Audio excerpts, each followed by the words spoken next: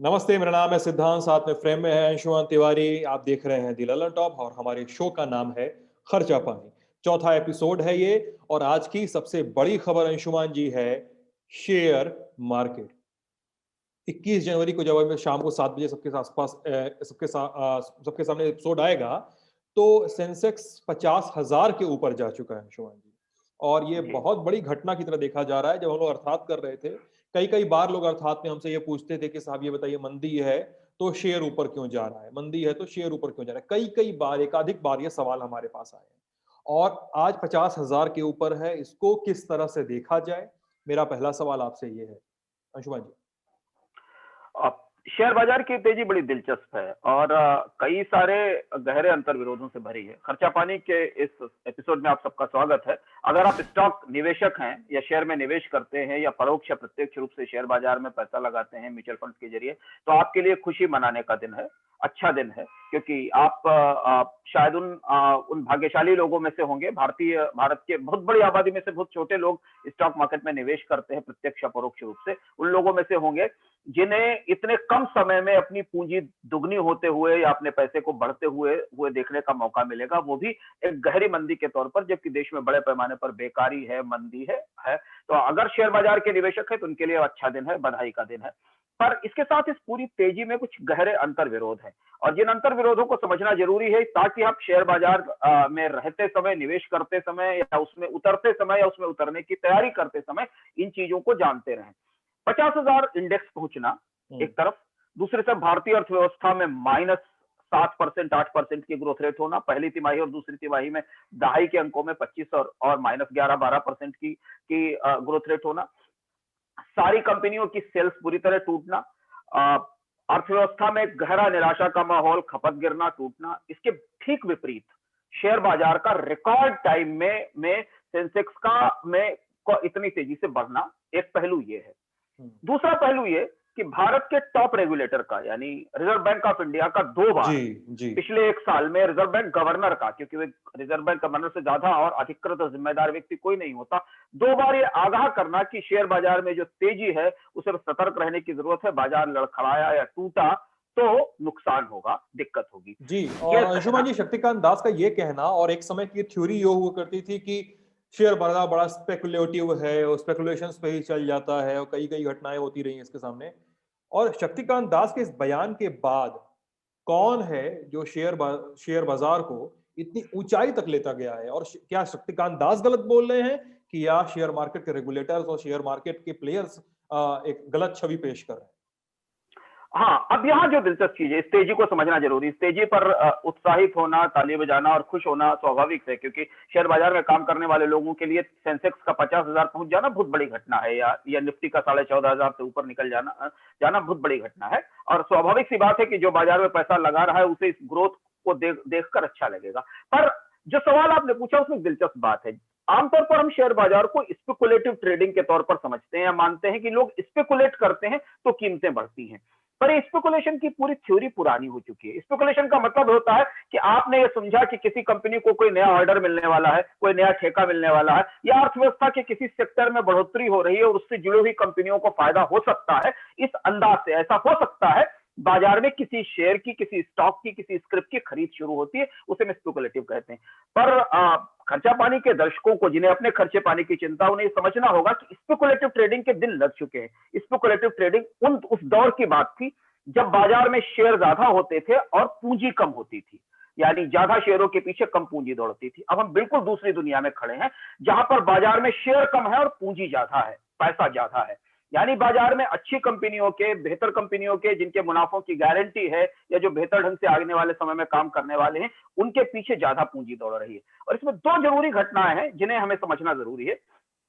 कल रात में जर्मनी के मार्केट में वहां के बॉन्ड्स की यील्ड 0 हो गई, यानी या नेगेटिव हो गई। और 1-2 साल नहीं, 30 साल के बॉन्ड की यील्ड नेगेटिव हो गई। इसे ऐसे समझें कि सरकार के बॉन्ड में अगर आपने पैसा लगाया है तो आपको उल्टे सरकार को पैसा देना पड़ेगा। यानी जिस कीमत पर आपने बॉन्ड खरीदा था, अगर 100 रुपए पर बॉन्ड खरीदा था और आज उसे आप बेचने जाएं तो आपको 100 रुपए भी नहीं मिलेंगे उसके के। ये जब ये नेगेटिव यील्ड आती है तो इसका मतलब यह है कि बाजार में पूंजी बह रही है। सरकारें लगातार निवेशकों को, लोगों को पैसा दे रही हैं सस्ती कीमत पर, जीरो इंटरेस्ट रेट पर, जीरो से भी इंटरेस्ट रेट के ऊपर। और यहां से हम दुनिया में जहां आ गए हैं सिद्धार्थ, इस तेजी का हिस्सा इस बॉन्ड यील्ड की खबर से क्यों है, या अमेरिकन बाजार में 1 या 2% की जो ब्याज दर है, 1.5% की ब्याज दर, उससे क्यों है?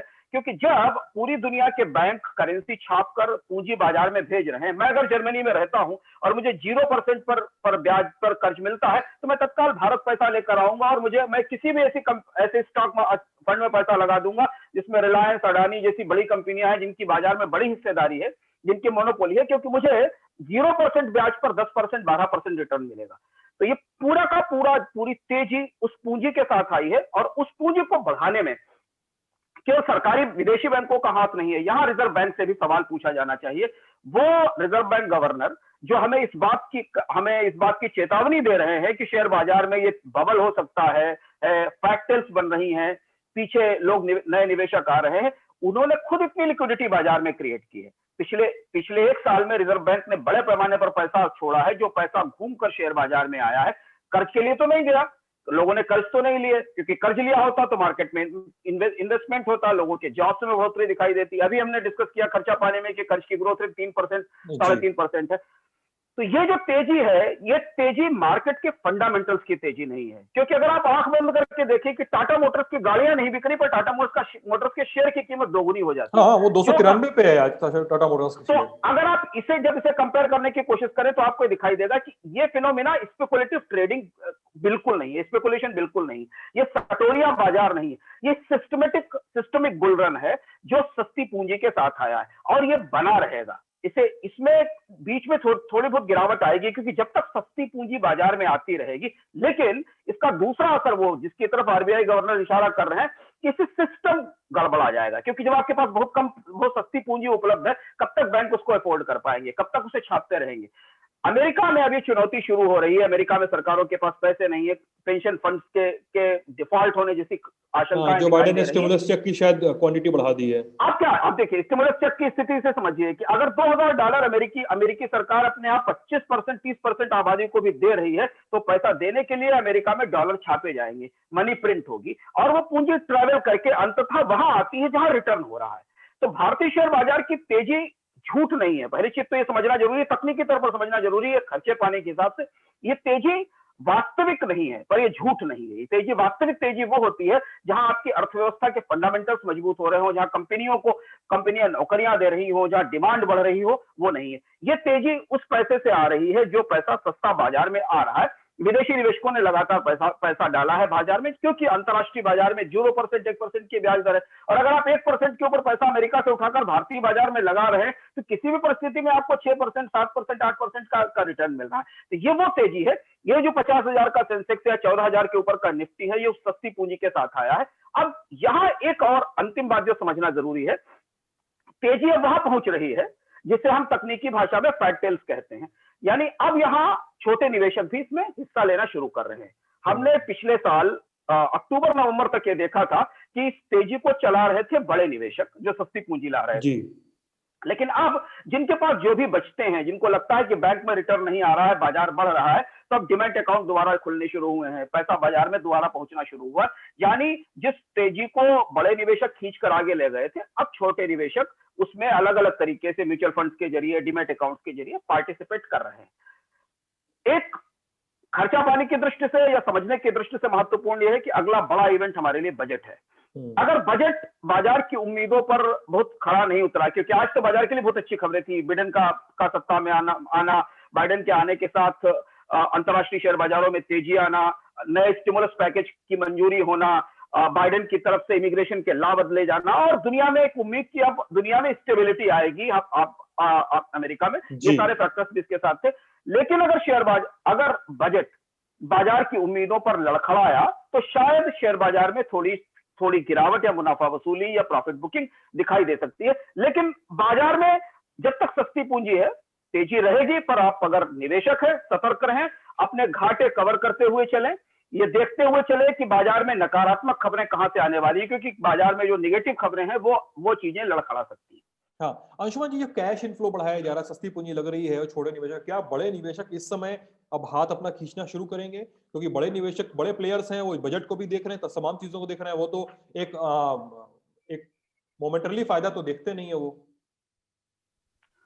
देखिए, आप सिद्धांत ऐसा है कि जब मार्केट एक सर्टेन लेवल से, सर्टेन एक्सपेक्टेशन से ज्यादा, इसको बहुत सारे चार्ट्स के जरिए, बहुत सारी चीजों के जरिए एनालिसिस की जाती है। बाजार जब एक निर्धारित सीमा से ऊपर पहुंच जाता है तो हर निवेशक का एक अपना रिस्क आउटलुक होता है। अगर आप एक इन्वेस्टर है तो आप इतनी रिस्क ले सकते हैं, अगर मैं एक इन्वेस्टर हूं तो मैं इतनी रिस्क ले सकता हूं। उस रिस्क आउटपुट के हिसाब से अगर आप देखें तो बाजार वहां पहुंच चुका है जहां से प्रॉफिट बुकिंग, सेल आने की संभावना है, क्योंकि फंडामेंटल्स तो मजबूत नहीं है, टेक्निकल रैली है, ये रैली केवल सस्ती पूंजी के दौर पर आई है, तो पैसा तो लोग निकालना शुरू करेंगे।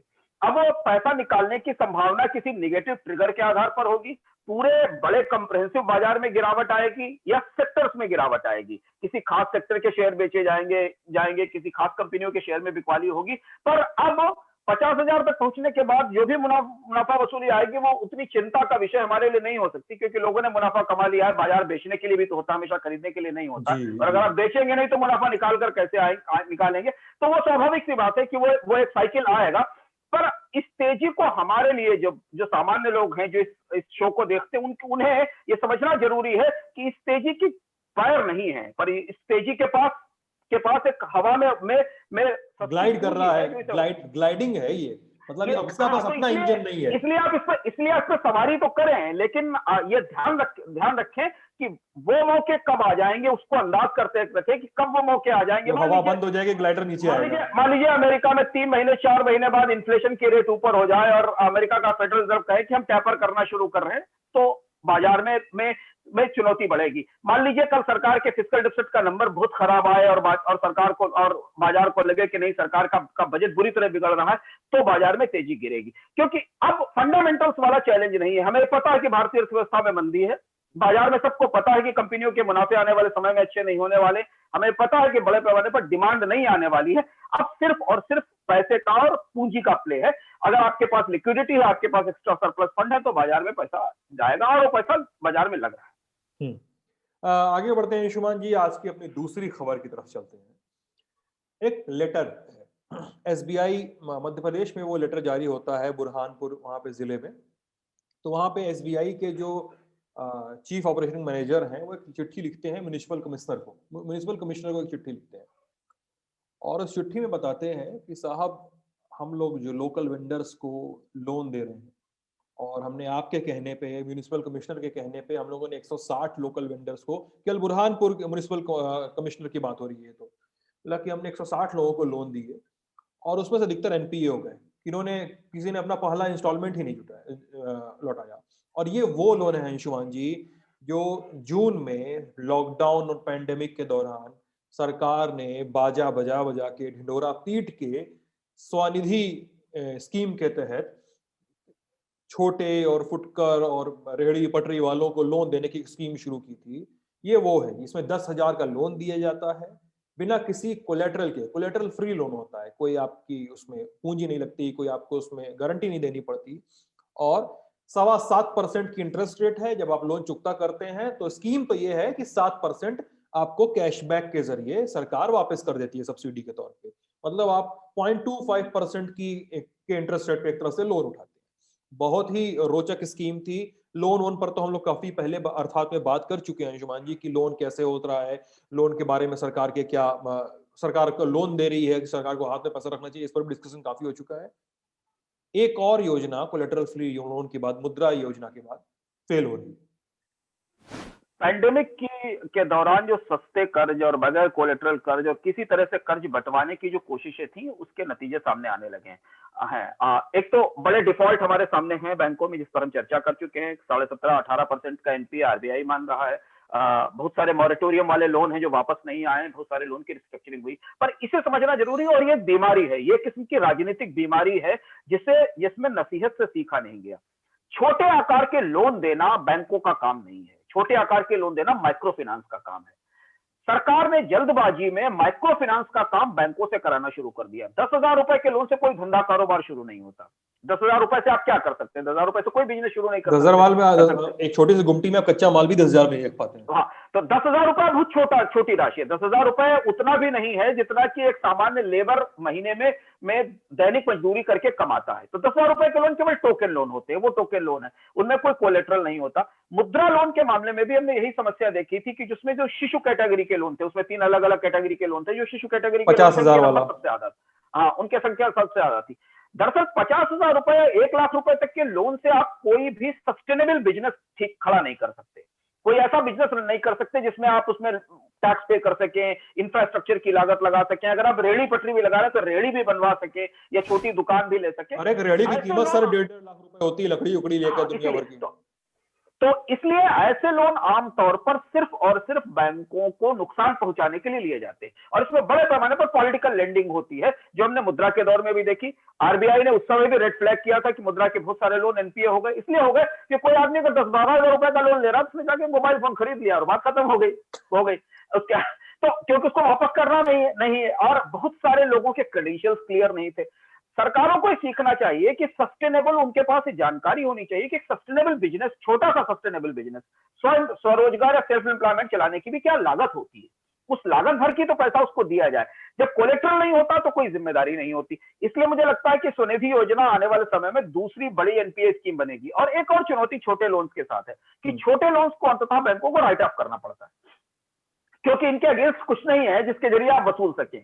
अगर आप होम लोन लेने जा रहे हैं, आप कार लोन लेने जा रहे हैं, तो कुछ तो एसेट मॉर्टगेज के तौर पर, कोलेटरल के तौर पर बैंक के पास है, तो ये अंततः राइट ऑफ होते हैं। हाँ, मतलब 10,000 के लोन में भी आप क्या ही रख पाएंगे, कुछ नहीं रख पाएंगे, क्योंकि तो ये जो चैलेंज है, इस चैलेंज को हैंडल करने के लिए मुझे लगता है कि सरकारों को सीखना चाहिए कि ये काम माइक्रो फाइनेंस का है, माइक्रो फाइनेंस कंपनियों का काम है, जो ये काम करती, जो छोटे टिकट साइज के लोन देती बहुत छोटे कारोबारियों को, और उनका एक अपना तंत्र है जिस पर वो जोखिम लेती हैं, और वो ये मानकर चलती है कि उनके लोन्स का 20%, 25%, 30% पोर्टफोलियो खत्म हो जाता है, और इसलिए वो इंटरेस्ट रेट काफी हाई रखती है माइक्रो फाइनेंस का। तो हुआ ये कि सरकार ने जल्दबाजी में पब्लिक सेक्टर बैंकों को ऐसे काम में उतार दिया जिसमें जो लेने वाला उसके बारे में उन्हें पता नहीं, वो क्या धंधा करेगा, क्या कारोबार करेगा, ये पता नहीं है। ये एक किस्म का लोन मेला था जो लगाया गया, और इस तरीके के लोन मेलों के नतीजे हम पिछली सरकारों के दौर में भी देख चुके हैं और सरकार में भी देख रहे हैं। मुझे लगता है कि बजट में सरकार शायद ये जो छोटे टिकट साइज के लोन है इनके बारे में पुनर्विचार करेगी, क्योंकि इसमें बैंकों का बहुत पैसा, बहुत ज्यादा समय भी बहुत जाता है। अगर आप बैंकों से बात करिए, उनको कितने फॉर्मेलिटीज करनी पड़ती हैं, लोगों से बात करनी पड़ती है और देना पड़ता है, और अंततः वो पैसा 10,000 रुपए वापस नहीं आता है। मुझे लगता है कि इसके बजाय ज्यादा सस्टेनेबल लोन के प्रोडक्ट क्रिएट किए जाएं, बैंकों को इंडस्ट्री के स्पेसिफिक लोन प्रोडक्ट बनाने के लिए प्रेरित किया जाए। हर उद्योग की लोन की जरूरतें अलग हैं, उनका साइकिल अलग है, जिस साइकिल से उनको पैसा वापस आता है। अगर कोई मान लीजिए कारोबार कर रहा है, उसे 45 दिन में, 50 दिन में पैसा ही उसे वापस मिलता है अपनी लगाई गई पूंजी का या धंधे का, तो वो लोन कैसे चुका पाएगा। तो वो उद्योग को स्पेसिफिक ध्यान रख के जब लोन प्रोडक्ट बनाए जाएंगे तो एक खतरा नहीं होगा। नहीं तो ये एक और एनपीए स्कीम है जो थोड़े समय में हमारे सामने आएगी। हाँ, ये मेरा ये भी सोचना है अंशुमान जी, जैसे सरकार ये जॉब जन आत्मनिर्भर भारत के योजना के तहत जो लोगों को आत्मनिर्भर बना रही है, कोट एंड कोट के बात करें, आप 10,000 के लोन में आप क्या ही कुछ बिजनेस शुरू करवा सकते हैं। तो मेरा यहाँ पे मुझे एक लगता है कि सरकार अगर इस तरह से लोन स्ट्रक्चरिंग करे कि बैंक एक इंडस्ट्री को लोन दे और उस इंडस्ट्री से इतना ये एक तरीका बनाया जाए कि उस इंडस्ट्री में इस लोन के बिहाफ पर ये इस लेवल का प्रोडक्शन होगा और इस लेवल की जॉब जनरेशन होगी, तो मेरे ख्याल से सरकार एक परोक्ष तौर पर लोगों की मदद कर सकती है ज्यादा अच्छे तौर पर। हाँ, उसकी वजह यह है कि भारत में जो बैंक लोन प्रोडक्ट हैं उनमें कोई डाइवर्सिफिकेशन नहीं हुआ है, उसमें कुछ इनोवेशन नहीं हुआ है। लोन हमेशा 3-4 बड़े खांचों में बांट दिए जाते हैं। बड़ी इंडस्ट्री का लोन एक हो गया, छोटी इंडस्ट्री का लोन दूसरा हो गया, एग्रीकल्चर का लोन तीसरा हो गया, retail loan, home loan, education loan अलग हो गए। छोटी इंडस्ट्री में भी इसी तरीके की छोटी इंडस्ट्री है। छोटी इंडस्ट्री में तो 70-80% लोग सेल्फ एम्प्लॉयड हैं। उनकी जो जरूरतें हैं लोन की, उनके बिजनेस मॉडल्स का जो रेवेन्यू मॉडल है, जहां से उनको रेवेन्यू आता है, वो ये सारी चीजें अलग अलग हैं। हमें मंदी ने ये सिखाया है, भारतीय बैंकों को मंदी से ये सीखना चाहिए कि उन्हें अब industry specific business specific loan product create करने पड़ेंगे कि इस बिजनेस की क्या जरूरत है और उस बिजनेस को कैसा लोन चाहिए, उसे कितने टर्म का लोन चाहिए, क्या उसे वर्किंग कैपिटल लोन चाहिए या उसे इंफ्रास्ट्रक्चर का लोन चाहिए या उसे केवल अपनी लायबिलिटीज पे बैक करने के लिए लोन चाहिए जो उसने ले रखा है, या उसे सरकार से जो उसने सामान जमीन किराए पर ले रखी है या जो जो पैसा उसने किसी इंफ्रास्ट्रक्चर में लगा रखा उसको पे करने के लिए लोन चाहिए। तो ये पूरा मार्केट रिस्ट्रक्चर होने की जरूरत है। अभी क्या है कि आंख बंद करके पैसे लिए जाते हैं और अंततः उसमें हम खर्चा पानी सुनने वाले देखने वाले लोग प्रभावित होते हैं, क्योंकि जितना पैसा इन बैंकों का डूबेगा वो बचतकर्ताओं का पैसा होगा। मान लीजिए अगर ये एनपीए 50,000 करोड़ का, 20,000 करोड़ का, 30,000 करोड़ का एनपीए लेकर ये स्कीम खड़ी होती है मुद्रा के तरह से, तो पैसा किसका गया? वो डिपॉजिटर्स का मनी गया, और डिपॉजिटर्स का मनी जब बैंक ने गवाया तो सरकार ने टैक्स पेयर के मनी से उसको दोबारा पैसा दे दिया। और अल्टीमेटली अभी बजट आएगा और बैंक सरकार कहेगी कि बैंकों ने पैसा गंवा दिया लोन में, हम उसको रिकैपिटलाइज कर रहे हैं, और हम ताली बजाएंगे ये नहीं जानेंगे कि एक तरफ से हमारी बचत चली गई, दूसरी तरफ से जो टैक्स पेयर का मनी था, जो टैक्स हमने दिया था सरकार को, वो वापस उसी बैंक में चला गया। तो ये जो साइकिल है, ये जो दुष्चक्र है, जो विशेष साइकिल है, सब ब्रेक होना जरूरी है। हाँ, और सरकारें पुश करती रहती हैं पर्सनल बैंक्स को, प्राइवेट बैंक्स को, और क्या कहते हैं कि आपके पब्लिक सेक्टर के बैंक्स को कि साहब आप लोन बांटते चलिए, टारगेट दिए जाते हैं। मैंने मुद्रा योजना पे एक जमीनी हकीकत की थी और पागल की तरह मतलब लोग मुझसे एनोनिमिटी की शर्त पे बता रहे थे कि साहब इतना प्रेशर होता है डीएम का, इतना प्रेशर होता है जिलाधिकारी का, एसडीएम का, उसका, कि साहब इतना लोन बांटना ही बांटना है आपको मुद्रा योजना के तहत। प्राइवेट बैंक्स पे इतनी चलती नहीं है, इसलिए प्राइवेट बैंक से नाराजगी जाहिर करके तमाम तरीकों से काम निकलवाने की कोशिश की जाती है। और उसमें कहीं भी कोई ड्यू डिलिजेंस नहीं होता। जब आपको लोन बांटने का टारगेट दिया जाए और आपको पता ही नहीं कि सामने लोन ले जाने वाला व्यक्ति वो धंधा कर भी पाएगा जिससे वो किस्त भी चुका पाए, तो वो वेस्टेज है। वो तो आप डेलिबरेटली जानबूझ के एनपीए या जानबूझ के कर्ज लुटा रहे हैं। और कर्ज बैंक लुटा नहीं सकते, क्योंकि बैंकों के पास जो पैसा है वो डिपॉजिटर्स का मनी है, वो जमाकर्ताओं का पैसा है। ये था आज का खर्चा पानी। कैसा लगा आप लोग को जरूर बताइएगा, अपना ख्याल रखिएगा। वीडियो का कमेंट सेक्शन खुला हुआ है, अपनी राय, अपने सुझाव, सब कुछ क्या देखना चाहते हैं अगले एपिसोड में, और किस चीज पर कोई कंफ्यूजन है तो वो भी पूछ लीजिए, उसको भी सॉल्व करने की कोशिश हम लोग जरूर करेंगे। मैं था साथ में अंशुमान जी, आप देख रहे थे लल्लन टॉक। बहुत बहुत शुक्रिया।